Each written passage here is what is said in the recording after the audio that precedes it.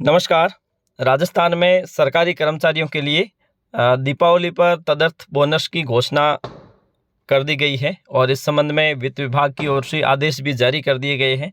तो आज हम इस वीडियो में समझेंगे कि इस तदर्थ बोनस के लिए एलिजिबल कौन कौन होंगे और किन कर्मचारियों को वित्त वर्ष 2023-24 के लिए तदर्थ बोनस के रूप में राशि भुगतान की जा सकती है और किसे भुगतान नहीं किया जाएगा। संपूर्ण चर्चा हम इस वीडियो के माध्यम से करने वाले हैं। तो चलिए शुरू करते हैं।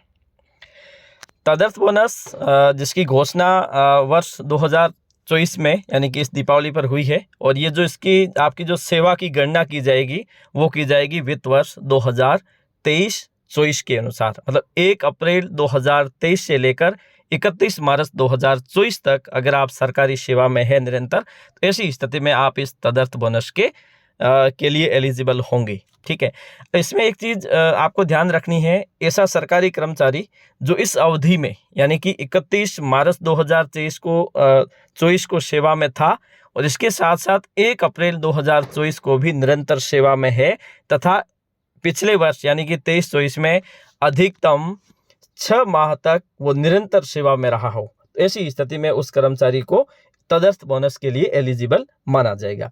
अब ये किस स्तर के कर्मचारियों के लिए लागू होगा, तो आप यूँ समझिए कि जैसे 7th पे कमीशन लागू हुआ है 2017 में, उस रूल्स की बात करें तो पे मैट्रिक्स 12 या उससे नीचे के कर्मचारी और 2008 के जिन्हें अभी तक छठा वेतन आयोग मिल रहा है उसकी बात करें तो ग्रेड पे 4800 या उससे नीचे के। यहाँ पे इस बात की का संशय बिल्कुल नहीं रहे कि 4800 और 12 है इसका मतलब लेक्चरर शामिल होंगे, तो बिल्कुल भी नहीं होंगे, क्योंकि स्पष्ट रूप से लिखा है कि जो स्टेट सर्विस के हैं यानी कि स्टेट सर्विस के और राजपत्रित अधिकारी है उन्हें बिल्कुल भी इसमें शामिल नहीं किया गया है। ठीक है, एक चीज़ का आपको ध्यान में रखना है।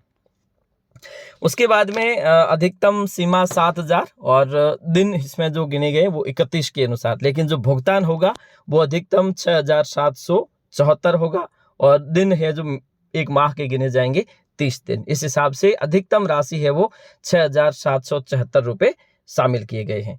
इसमें भुगतान कैसे होगा? अब जो आपको भुगतान किया जाएगा उसमें पूरा भुगतान कर्मचारियों को नहीं दिया जाएगा अभी, मतलब केस हालांकि दिया तो कर्मचारी को जाएगा लेकिन केश में है उसे 75% राशि दे होगी, लगभग 5000 के आसपास। ठीक है, और 25% राशि है वो जीपीएफ खाते में जमा हो जाएगी। अगर आप पुराने कर्मचारी है तो जीपीएफ में, अगर आप नए कर्मचारी है एनपीएस वाले और अब जीपीएस में, तो जीपीएफ 2004 में, और इसके अलावा जीपीएफ एसएबी भी चलता है, उसके अनुसार जो अगर आप उसके हैं तो एसएबी के अनुसार आ जाएगा। ठीक है, अब कौन से वे कर्मचारी जो सेवा अवधि का जो निर्धारण किया जाएगा उसमें कौन कौन सी सेवा को नहीं माना जाएगा। मान लीजिए ऐसी अवधि जिसमें आप असाधारण अवकाश पर रहे हो, ठीक है, विदाउट पे में रहे हो, तो ऐसी स्थिति में उस अवधि को आपके इस अवधि में गिना नहीं जाएगा।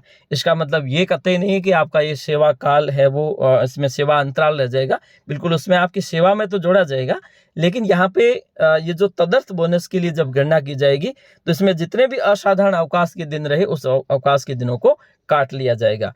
मतलब न्यूनतम 6 माह से 12 माह के बीच में जितनी है उसके अनुपात में दिया जाएगा। मान लीजिए आपके 9 महीने ही सेवा में रहे हो तो 9 महीने के अनुसार अनुपात में दे दिया जाएगा आपको। अगर कोई सरकारी कर्मचारी इस अवधि में निलंबित रहा है तो निलंबन काल में हालांकि उसकी गणना तो नहीं की जाएगी, इसके साथ साथ ये भी लिखा है कि निलंबन काल के बाद में अगर पूर्ण वेतन का आदेश होता है तो बाद में उसके लिए भी अलग से ये प्रावधान किया गया है, क्योंकि जब कोई सरकारी कर्मचारी निलंबन काल में रहता है तो उससे आधी सैलरी मिलती है, लेकिन निलंबन काल के बाद में जैसे वो वापस सेवा में आता है तो एक आदेश में लिखा जाता है कि निलंबन अवधि में संपूर्ण भत्ते हैं वो देय होंगे। ऐसी स्थिति में उसे शामिल कर लिया जाएगा, लेकिन अभी के अनुसार उसे शामिल नहीं किया जाएगा। इसके साथ साथ वे कर्मचारी जिन्होंने इस अवधि में सेवा से त्याग पत्र दे दिया है तो त्याग पत्र की स्थिति में उन्हें तदर्थ बोनस के लिए योग्य नहीं होंगे। इसके साथ साथ अगर कोई कॉन्ट्रेक्चुअल बेस पे है, पार्ट टाइम है तो उन्हें भी इसमें शामिल नहीं किया गया है। और इसके साथ साथ अगर कोई ऐसा सरकारी कर्मचारी जो इस अवधि में प्रोबेशन अवधि में था, अब चाहे उनका फिक्सेशन हो गया हो, लेकिन उस अवधि में यानी 2023-24 में 1 अप्रैल 2023 से लेकर 31 मार्च 2024 की अवधि में अगर वो प्रोबेशन काल में था तो ऐसी स्थिति में उसे ये जो वेतन है, ये तदर्थ बोनस है, वो दिया नहीं जाएगा। अगर कोई सरकारी कर्मचारी जो डेपुटेशन पे है तो वो तो सामान्य तौर पर सेवा में ही है, तो उस स्थिति में मान लिया जाएगा। अब ऐसे कर्मचारी जो 31 मार्च 2024 को सेवा में थे और 1 अप्रैल 2024 के बाद में सेवानिवृत्त हुए हैं, तो ऐसी स्थिति में उन कर्मचारियों को भी वित्त वर्ष 2023-24 के लिए बोनस के लिए योग्य माना गया है। अब ऐसी स्थिति में ऐसा कोई कर्मचारी जो 1 अप्रैल 2024 के बाद में सेवानिवृत्त हुआ हो लेकिन अभी उसकी फिलहाल मृत्यु हो गई है, ऐसी स्थिति में उनके जो भी परिवार का सदस्य होगा जो पेंशन के लिए योग्य है, उनको इस बोनस का लाभ दिया जाएगा। इस प्रकार से आप समझ सकते हैं कि किन कर्मचारियों को बोनस का लाभ दिया जाएगा और किसको नहीं दिया जाएगा। आज के लिए इतना ही, धन्यवाद।